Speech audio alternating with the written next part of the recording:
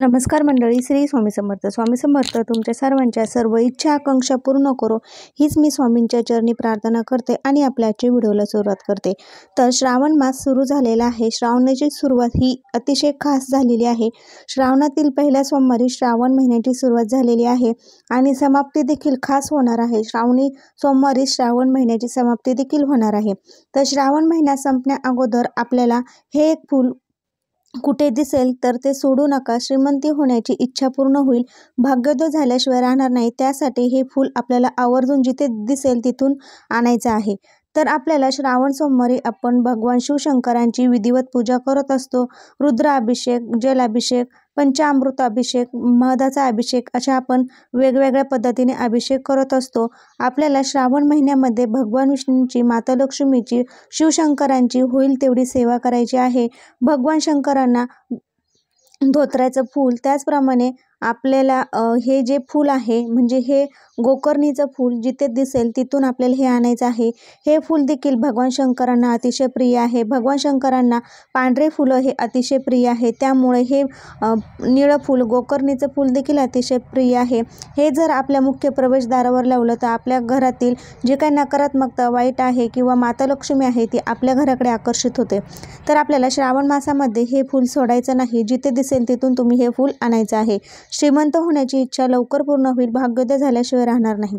तर बघा, श्रावण महिन्यातील कोणत्याही वारी आपल्याला हे फूल जर सापडलं तर आपण ते फूल शिवमंदिरात जाऊन अर्पण करायचं आहे. ते कसं करायचं आहे हे मी तुम्हाला पुढे सांगणार आहे. तुम्हाला अनेक अडचणी येत असतील, संतान प्राप्ती किंवा घरामध्ये लक्ष्मी टिकत नसेल, काही अडचणी येत असतील, त्या संतान प्राप्तीच्या असो, श्रीमंती होण्याच्या असो किंवा घरामध्ये लक्ष्मी येत नसेल, अशा ज्या काही अडचणी आहेत प्रपंचा संदर्भात असो, ती कोणती जी काही इच्छा आहे, तुम्ही हे फूल अर्पण करत असताना ती इच्छा सांगायची आहे. भोलेनाथ शिवशंकर नक्कीच तुमची ही इच्छा पूर्ण करते. तर आपल्याला आता श्रावणातील उद्या दुसरा श्रावणी सोमवार आलेला आहे. तर सकाळी लवकर उठायचं आहे, स्नान वगैरे करायचं आहे. दुसऱ्या श्रावणी सोमवारी पांढरे तिळाची मूठ आहे, तर ती मूठ आपल्याला शिवशंकरांना अर्पण करायची आहे. आणि हे अर्पण करत असताना आपल्याला सकाळी स्नान वगैरे केल्यानंतर देवघरातील देवपूजा आटोपून घ्यायची आहे.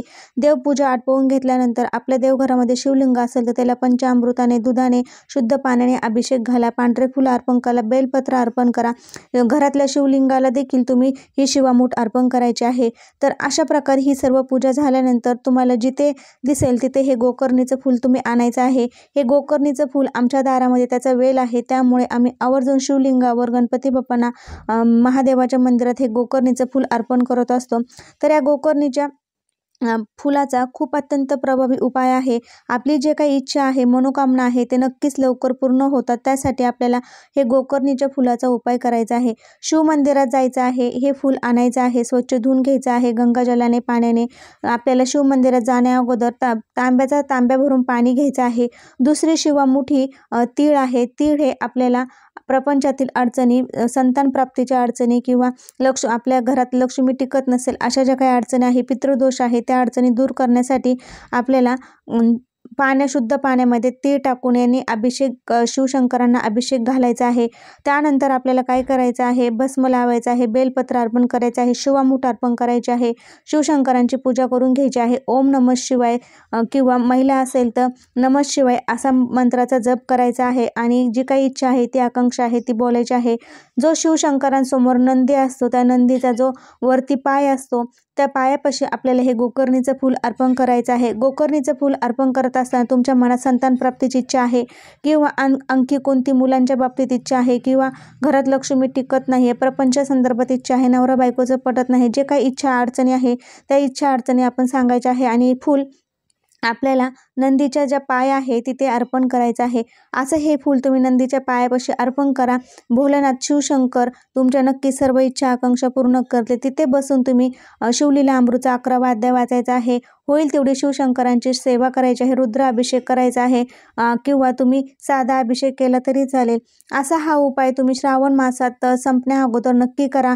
हे एक फूल तुम्हाला जिथे दिसेल तिथे तुम्ही श्रावण महिन्यामध्ये सोमवार असो किंवा इतर कोणताही वार असो, कोणत्याही वारी तुम्हाला हे फूल जर भेटलं तर नक्की तुम्ही शिवमंदिरात जाऊन आपल्या जो नंदी आहे तिथे नंदीच्या पायाशी अर्पण करा. तुमची ही जी काही इच्छा आहे ती फूल अर्पण करत असताना सांगा. नक्की शिवशंकर तुमची सर्व इच्छा आकांक्षा पूर्ण करतील आणि श्रीमंत होण्याची इच्छा देखील पूर्ण होईल, भाग्योदय झाल्याशिवाय राहणार नाही.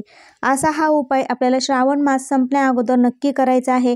संध्याकाळी 3 सांजेला दिवाबत्ती करायची आहे आणि आपल्या घरातील शिवशंकरांच्या तिथे मूर्ती असेल तर आपल्याला ओम नमः शिवाय या मंत्राचा जप करायचा आहे. गोकर्णीचं फूल हे शिवशंकरांना अतिशय प्रिय आहे आणि हे फूल माता लक्ष्मी घरात आकर्षित करते. अनेक अडचणी, संकटे, प्रॉब्लेम दूर करण्यासाठी खूप महत्त्वाचं आहे. तुमचे श्रीमंती होण्याचे योग पूर्ण होतील, भाग्योदय झाल्याशिवाय राहणार नाही. तुमच्या दारात जर गोकर्णीचा वेल असेल तर तुम्हाला हे फुलं जर मिळले तर तुम्ही दररोज शिवशंकरांना हे फुल अर्पण करा, त्या नंदीला अर्पण करा किंवा देवघरामध्ये अर्पण करा.